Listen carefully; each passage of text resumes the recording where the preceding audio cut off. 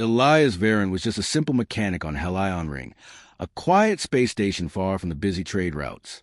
He spent most of his days fixing rescue drones, patching broken panels, and checking plasma lines. Nothing exciting ever happened to him. But on this day, everything changed. A meteor storm had hit the station hours earlier. It did not destroy anything big, but caused many small damages across different levels. Elias was tired, covered in dust and grease, but he kept working. He liked helping people, and repairing things made him feel calm. He walked into a dim hallway where the lights flickered. The metal floor was cracked, and a stabilizer beam hung loose. If it fell, it could damage the whole corridor. Elias quickly grabbed his toolkit and started fixing it. While he worked, he heard guards shouting in the distance. Their voices were sharp, filled with stress and fear. It sounded like something serious had happened. Elias did not want to get in trouble, so he tried to finish the repair fast. But when he stepped back, the floor panel under his foot gave way slightly. He lost balance and stumbled into a side door that had been left half open. The door slid wider, and Elias fell into a restricted chamber he had never seen before. He froze. At the center of the large room lay a huge figure, breathing heavily. The scales shimmered like molten gold, but were cracked in several places. Her wings were folded tightly, trembling with pain. Elias recognized her at once. Everyone in the station had heard the rumors. It was the queen of the Draconis, the great dragon-like species known across the galaxy. Her name was Seralith. Elias felt his heart stop. A civilian, like him, was not allowed anywhere near the Draconis queen. Even high officers had limited access. He tried to quietly step back, but the metal creaked under his boot. The queen's eyes opened, glowing faintly. The royal guards turned toward him instantly. Their black armor flashed as they stepped forward, preparing to drive him out, or worse. Elias raised his hands, shaking. He tried to speak, but fear held his voice still. Before the guards reached him, the room suddenly shook. A broken power conduit above the queen snapped. A heavy support bar dropped from the ceiling, heading straight toward her. Sparks flew everywhere. The guards tried to move, but they were too far. Seralith was too weak to roll away. Elias did not think. He simply acted. He rushed forward, grabbed the queen's shoulder, and pulled her body away from the falling bar. His hand touched her warm, cracked scales. The moment his skin met her scales, a shock of bright light burst between them. Elias fell to his knees. His hand felt hot, but not burning. It was more like a gentle, vibrating warmth. The queen's body stopped trembling. The cracks in her golden scales slowly began to close, sealing themselves as if time was reversing. The dark wounds on her chest faded to soft, glowing lines. Her breathing steadied. The guards froze. Their eyes went wide with confusion and fear. Humans could not heal Draconis. No species could. Their biology was too different, too complex. Healing them was believed to be impossible. But Elias had just done the impossible. Seralith lifted her head, her eyes focused on him. She studied him not with anger, but with deep curiosity. Her voice was soft, weak, but clear as she spoke. "You touched me," she said. Elias felt his mouth go dry. I'm sorry. I didn't mean to. I just wanted to help." The guards finally broke out of shock and aimed their energy spears at Elias. They shouted orders, demanding he step away. But the queen raised one wing slightly, signaling them to stop. "Do not harm him," she commanded. Her voice carried authority, even in her weakened state. The guards lowered their weapons but stayed tense. Elias stood frozen. His hand still tingled with strange energy. He looked down at his fingers, confused. He had no special abilities. He was just a mechanic who fixed broken drones and old power lines. He had never healed anything in his life, not even a small cut. One of the guards stepped forward slowly, watching Elias as if he were dangerous. "Human," the guard said, "explain yourself." "I can't," Elias whispered. "I don't know what happened." The queen spoke again, her voice steadier now. "He saved my life. And more, he awakened something that should not exist." The guards exchanged worried looks. They did not know if Elias was a miracle or threat. The air in the room felt heavy.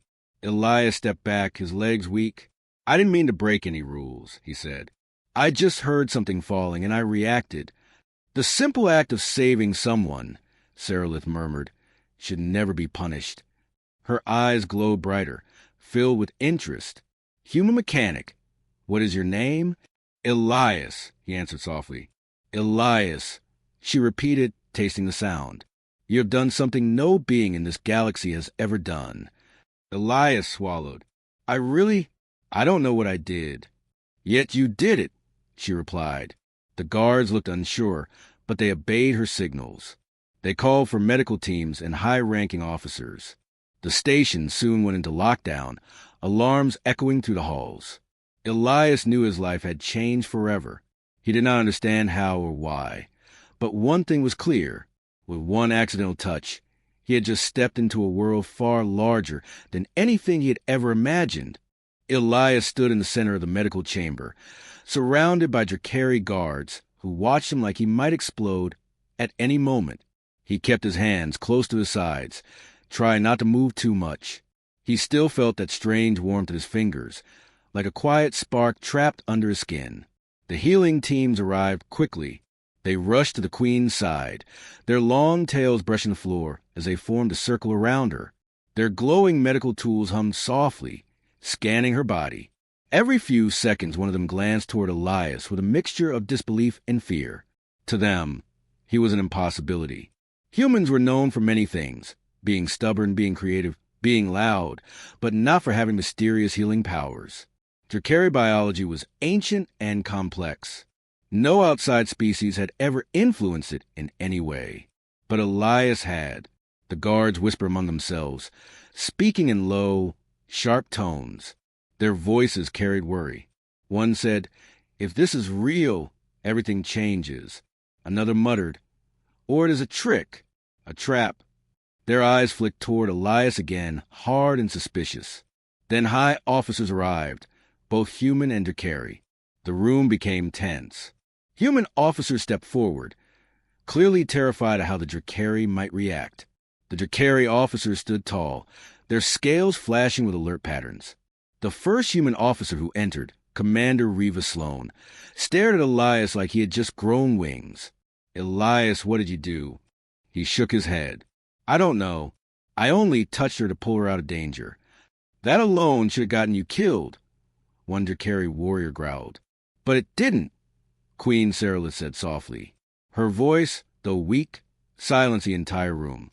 The medical teams backed away as she slowly lifted herself into a sitting position. Her wounds were no longer open. Her scales looked smoother, brighter. She was still tired, but she was clearly alive and recovering. A Draconis healer approached her and bowed deeply. "My queen, this level of improvement should be impossible. Your injuries were critical." Seralith nodded. "I know." Her golden eyes turned to Elias. He felt small under her gaze, like she could see through him. "This human touched me," she said, "and I healed." Her words spread through the room like lightning. A human diplomat turned pale. That cannot be," a Draconis guard hissed. "Yet it is true." Scientists from both species moved closer, scanning Elias with their devices. Holograms appeared around him, his nervous system, his bioelectric field, his heart rate. The readings flickered wildly. One scientist whispered, "His energy patterns are unstable." "No, not unstable, unique." Another added, "It looks like his body reacted to the Queen's natural regeneration field. It shouldn't be possible for a human, or any species." Commander Sloan rubbed her forehead. This is going to start a political storm. And she was right. Inside the station, alarms had already begun. Doors were sealed. Communication lines buzzed with orders. Both governments wanted answers. The Draconis guards tightened their circle around Elias, not fully sure if he was a danger or a miracle. Their tails lashed the ground softly with nervous energy. Seralith watched them and said, "He is not harmed, and you will not harm him." Her tone made the guard step back at once. Elias took a slow breath. "I didn't mean to break your customs. I didn't even know this room was here." "We know," The queen said, "But the truth remains. Your touch changed me." A heavy silence filled the chamber. The situation was larger than any of them could control. A human diplomat finally asked, "What does this mean for our negotiations?" A Dracari general answered sharply, "It means everything is uncertain." Sarilith shook her head. "No, it means we have found something new." The diplomats exchanged nervous looks. Neither side trusted surprises, especially not surprises involving a royal life. A Dracari elder stepped forward, leaning on a tall staff. His scales were marked with age and respect. He studied Elias with slow, careful eyes. "You human mechanic," the elder said, "tell us the truth. Did you feel anything when you touched her?" Elias swallowed hard. "Yes, there was a warm pulse, like a soft shock, but it didn't hurt." The elder nodded thoughtfully. "A resonance?" Several Dracari scientists gasped. "Impossible." But the queen's eyes brightened. Not impossible anymore. Elias felt smaller and smaller. He had never wanted attention. He wanted a quiet life, fixing tools and drones. Not this. Another officer entered the room, carrying a tablet filled with incoming reports. "We have a problem," he said. Everyone turned toward him. "The news has already spread through half the station. People are saying a human healed the Dracari queen. Both species are demanding answers. Some Dracari warriors think it's a sign of danger. Some humans think it's a breakthrough miracle. If we do not respond quickly, panic might begin." Elias felt sick. "I didn't mean to cause trouble." Queen Sarilith looked at him gently. "You caused something far greater than trouble." She moved closer, her glowing eyes fixed on him. "You showed that something we believed impossible is real." One of the Dracari guards lowered his head respectfully. "What are you, human?" Elias let out a breath he didn't know he was holding. "I'm just a mechanic." Sarilith smiled faintly. "Perhaps. Or perhaps the universe chose the simplest hands to reveal its deepest secrets." Her words echoed in the silent chamber. Outside the station walls, two civilizations stood on the edge of fear, wonder, and change. And all of it began with one accidental touch. Elias sat on the edge of a medical bed, his hands resting on his knees as two Dracari guards watched him closely. He wasn't handcuffed, but he felt like he might as well be. Every move he made caused the guards' tails to twitch, as if they expected him to suddenly explode or reveal some hidden magic. He wished he could tell them he was no one special. He wished he could go back to fixing drones. But wishes did not matter anymore. Across from him, a small group of Dracari scientists whispered among themselves. They kept running scans on strange devices that hummed and glowed, trying to understand why a simple human mechanic could do something no one had ever seen. One scientist finally said, "His field is reacting again. It fluctuates when he becomes nervous." Another replied, "Then he has been fluctuating for hours." Elias sighed. They weren't wrong. Soon, a Dracari healer entered the room and bowed respectfully. "The queen requests his presence." The guard straightened instantly. Elias felt his stomach twist. He had healed her once by accident. He didn't know if he could do it again. What if his strange ability had stopped working? What if the queen expected him to do more? But he followed the guards through long, curving corridors until he reached a large chamber inside the Dracari flagship docked at the station. Queen Sarilith rested on an elevated platform, her wings folded neatly. Her golden scales glowed brighter now, showing how much she had recovered. Dracari healers sat around her, their tools silent for the first time.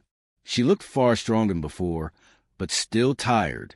When Elias entered, she lifted her head. "Elias," she said gently, "come closer." The guard stepped back, leaving a clear path. Elias walked forward slowly, trying not to trip over his own feet. Sarilith studied him with calm, curious eyes. "Do not fear," she said. "I only want to speak with you." "I'm still sorry for touching you without permission," Elias murmured. "You saved my life," she replied. "That is permission enough." A soft silence settled between them. Then Sarilith took a slow breath. "Every Dracari is born with a natural regeneration field. It works inside our bodies. No other being can influence it. Not healers, not machines, not other species. It is a part of our identity. Elias nodded, unsure what to say. She continued, "But when you touched me, your field merged with mine. It matched perfectly. Such harmony has never been recorded in our history." He felt heat rise in his face. "I don't understand any of this. I didn't mean to match anything. That is what makes it special," she said softly. Two human diplomats entered the chamber then, carrying data pads. Their faces were serious. One said, "Elias, all communication channels between humans and Dracarys are full of reports about you. You have become the center of every discussion." The Dracari general beside the queen added, "Many Dracari believe you are a sign, a figure spoken of in old stories." Elias blinked. "A sign?" The general nodded. "The Convergence Hand, a being from another world, who brings balance by touching the royal bloodline. Most believe it is only a myth." Sarilith tilted her head. "Yet myths often start with truth." Elias stared at the floor. "I just wanted to help. I didn't want any attention." The queen's voice softened. "Yet attention has found you." She motioned for him to step closer. When he stood near her platform, she slowly lowered her massive head until her forehead touched the top of his hand. The guards tensed, but she ignored them. A warm pulse passed through Elias's fingers. Her breath steadied. Her scales brightened with a soft glow. The healers gasped. "The resonance is active again," one whispered. "Her energy is rising." Elias pulled his hand back quickly, startled. "I mean—" "You did nothing wrong," Sarilith assured him. "Your presence alone helps." A human officer nearby looked troubled. "This ability of yours, it makes you a target, Elias. Some groups on both sides think you're dangerous. Others think you're a weapon. Others think you're a miracle. And some think I should be locked away," Elias said quietly. The officer nodded sadly. "Yes." Sarilith lifted her wings slightly. "No one will harm you while I live." Her words held power. The guards bowed their heads. Still, fear lingered in the room. Elias suddenly asked, "What will happen to me now?" The queen answered, "We will take you to the Dracari flagship for study, not as a prisoner, as a guest under protection." The human diplomats exchanged uneasy glances. "A guest guarded by warriors," one murmured. Sarilith ignored them. "I need you near me. My body is still recovering, and your presence strengthens the healing." Elias felt overwhelmed. "But I'm just a mechanic." "No," she said softly. "You are something new." Later, as they escorted Elias through the ship's long crystal halls, he saw Dracari workers stop and stare. Some bowed, some whispered prayers, some looked frightened. He had become a symbol he had never asked to be. Inside his private chamber, he sat at the window, watching Helion Ring glow in the distance. The stars shimmered around it like silent witnesses. He pressed a hand to the glass, feeling the faint warmth under his skin again. He didn't want to be a legend. He didn't want to be feared. He didn't want to change the galaxy. But whether he liked it or not, everything had changed, and the path ahead was no longer in his hands. Elias woke to the sound of alarms echoing to the Dracari flagship. Red lights flashed across the walls of his guest room, and the floor vibrated as if something heavy had struck the ship from outside. He sat up quickly, heart racing. He had been on the flagship for 3 days, and nothing like this had happened before. The door slid open, and 2 Dracari guards rushed in. Their scales shimmered with warning colors. "Elias, stay behind us," one ordered. "What's happening?" Elias asked. "An attack," the guard answered. "We are under assault from inside the ship." Inside, not outside. Elias felt a chill run down his spine. The guards moved quickly, guiding him through the hallway. Dracari warriors ran past them, gripping their energy spears. The air smelled like burnt metal. Elias heard shouting from multiple directions. Everything was chaos. As they turned a corner, the ship shook again. A blast erupted from a nearby door, sending sparks flying. A group of armored Dracari stepped out, but something was different about their armor. It was darker, engraved with sharp symbols. These were not royal guards. These were rebels. The traitors spotted Elias immediately. "There!" one shouted. "The human! Take him!" The guards pushed Elias behind them and held their weapons ready. But the rebels moved fast, spreading out to surround them. Elias backed away until his shoulders touched the cold wall. His heartbeat thundered in his ears. "Why do they want me?" The guard closest to him growled. "Because you healed the queen. They want to control your power." Before Elias could respond, the rebels attacked. Energy bolts shot across the hallway. The guards fought hard, but they were outnumbered. Elias ducked behind a metal crate, covering his head as sparks lit the air. One rebel broke through and lunged toward him. Elias scrambled backward, slipping on the floor. The rebel reached out, and suddenly a roar filled the hallway. Queen Serylith herself burst through the doorway at the far end, wings spread wide. Though still not fully healed, she moved with fierce strength. Golden fire glowed in her throat. The rebels froze in fear, but only for a second. One of them shouted a command and fired at her. The bolt hit her wing, and she cried out but stayed standing. Elias stepped forward without thinking. "Stop. You're hurting her." The rebels did not care. Two rushed toward the queen, trying to trap her with energy restraints. She tried to push them back, but her weakened state showed. Her movements were slower than normal. Elias felt something rise inside him. A warm pulse, a soft vibration, a pulling sensation deep inside his chest. He didn't understand it, but he moved toward her anyway. "Elias, stay back," a guard yelled. He didn't stop. Serylith collapsed to one knee as a rebel struck her with a heavy stun rod. Elias reached her and placed his hand on her forearm. The world lit up. A burst of golden and blue light exploded where their skin met. The rebels stumbled back, shielding their eyes. Serylith's wings straightened, the burned area healing instantly. Her energy surged. With renewed strength, she rose and let out a fierce roar. A shock wave rippled down the hall, knocking the rebels off their feet. The remaining loyal guards rushed in, overpowering the rebels and forcing them to the ground. Within moments, the immediate danger was over. Elias pulled his hand away slowly. His fingers tingled with that strange warmth again. Serylith looked down at him, breathing heavily. "You saved me again." I didn't know what else to do," Elias said shakily. "You trusted your intent," she replied. "That is what matters." As more guards arrived to secure the area, a Draconis officer approached Serylith, bowing deeply. "My queen, the rebels we caught," they confessed. "They were part of the group that tried to kill you before." Serylith's eyes narrowed. "I suspected as much." The officer continued. "They wanted to capture the human. They believed they could use his ability to create a new kind of power, or force you to surrender." Elias felt sick. "They wanted to use me like a machine." Serylith lowered her head until her forehead touched his shoulder gently. "You are not a weapon. You are not a tool. Remember that." He nodded slowly. Later, the Queen and Elias moved to the ship's central chamber, where the power core pulsed brightly. But something was wrong. The core flickered, unstable, like it had been damaged during the battle. A technician ran up to them. "My queen, the core is destabilizing. If it collapses, the entire ship will be destroyed."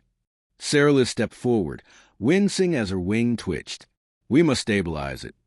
"But the stabilizer rods are locked," the technician cried. "Only someone with a precise energy field can interact with the core." The room fell silent. Elias felt every pair of eyes turn toward him. He swallowed. "You think I can help?" Serylith nodded. "Your field match mine. It may match the core's energy as well." He hesitated. "What if I make it worse?" Her voice softened. "I trust you." Elias stepped toward the glowing core. It pulsed like a beating heart, sending waves of light across the room. His hand shook as he reached out. When his fingers touched the surface, the core's wild energy began to calm. His field blended with it, smoothing the unstable waves. The technicians watched in awe as the light turned steady and soft. After a long moment, the core stabilized completely. Elias let out a breath and stepped back. "It worked!" The technicians cheered. The guards bowed their heads. The queen looked at him with deep respect. "You saved thousands of lives," she said. Elias felt dizzy. I'm just trying to help." "And that is why your intent matters," Seralith said. "Today, you prove that your power is not about harming or controlling. It is about protecting." Elias looked around the room filled with grateful Dracari. For the first time, he realized he truly wasn't alone. And somewhere deep inside, the warmth in his hands pulsed again, not with fear, but with purpose. Elias stood on the observation balcony of the Dracari flagship, looking out at the endless stars. The ship floated gracefully above Helion Ring, its golden lights shining like soft fire in the dark. It had been only a few days since the attack, but everything had changed again. The rebels were arrested, the ship was safe, and Queen Seralith was healing faster than ever. But the biggest change was something else. The galaxy was now looking at Elias in a completely new way. Behind him, the heavy door slid open.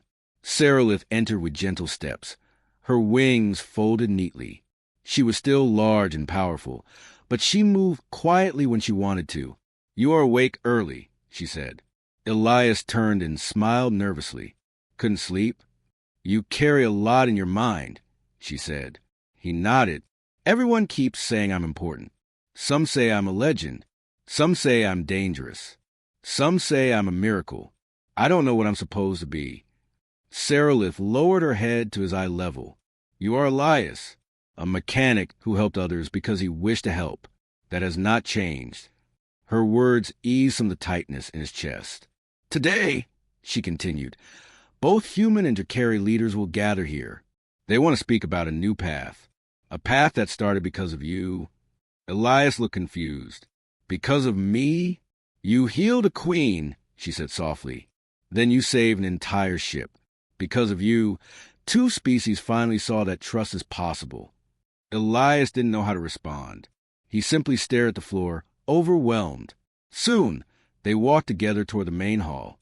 The large chamber was filled with important figures. Human officers in clean uniforms, Dracari nobles with strong wings and shining scales, diplomats, scientists, and guards.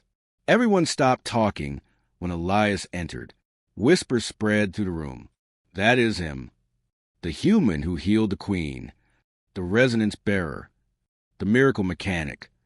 Elias felt small again, but Seralith stood tall beside him, offering silent strength. The human ambassador stepped forward. "Elias Varen, your actions have changed the direction of our negotiations. Because of your bravery and your strange ability, we have seen what is possible between our 2 species." A Dracari elder added, "Your intent was pure. You risked your life for our queen twice. You helped save thousands. You have proven that unity is stronger than fear." Seralith then spoke, her voice echoing across the hall. "Let this day be remembered, not for war, not for fear, but for light." She turned to Elias, stepped forward. His heart pounded as he walked to the center of the hall. The lights dimmed slightly. Dracari healers and human scientists gathered behind him, all watching closely. Seralith spread her wings, their golden glow filling the room. "Elias Varen, you have done what no one has done before. You have touched the royal bloodline with kindness, not greed. You have protected life, not destroyed it." She paused, then lowered her wings like a warm shield around him. "For this," she said, "I name you honored symbiokin of the Dracari, a bridge between our peoples, a symbol of unity." Gasps filled the hall. It was a title only given once in Dracari history, and never to a human. Elias's eyes widened. I don't know if I deserve this." Seralith smiled. "You did not do these things to earn a title. That is why you deserve it." Both the human and Dracari side stepped forward and bowed, not out of fear, but respect. Elias felt his throat tighten. He had never imagined something like this. The ceremony ended with applause from both species, something that had never happened before. Later, Seralith took Elias to a quiet balcony overlooking the stars. "There is one more gift," she said. "What?" he asked. She pointed toward a small station being built just outside the flagship. It was round and bright, with a symbol of both species glowing on its side. This will be a new research institute, she said. A place where humans and Dracarys will study resonance together. A place to understand a connection that began with you. Elias stared at it, amazed. You built this because of the healing? Because of hope, Sarah replied. Hope that our species can learn from each other. Hope that unity can happen again and again. He swallowed, trying to steady himself. I'm not a hero. I'm not special. Heroes are not always warriors, she said gently. Sometimes they're the ones who act from the heart, even when afraid. Elias looked at his hands, remembering the warmth he felt when he touched her. Do you think my ability will help others too? Perhaps, she said, but even if it does not, the courage in your heart already has. They stood quietly for a moment. The stars shimmered. The flagship glowed softly. The new station turned slowly, waiting for its first team of scientists. Finally, Sarah said, look at how far your one accident took us.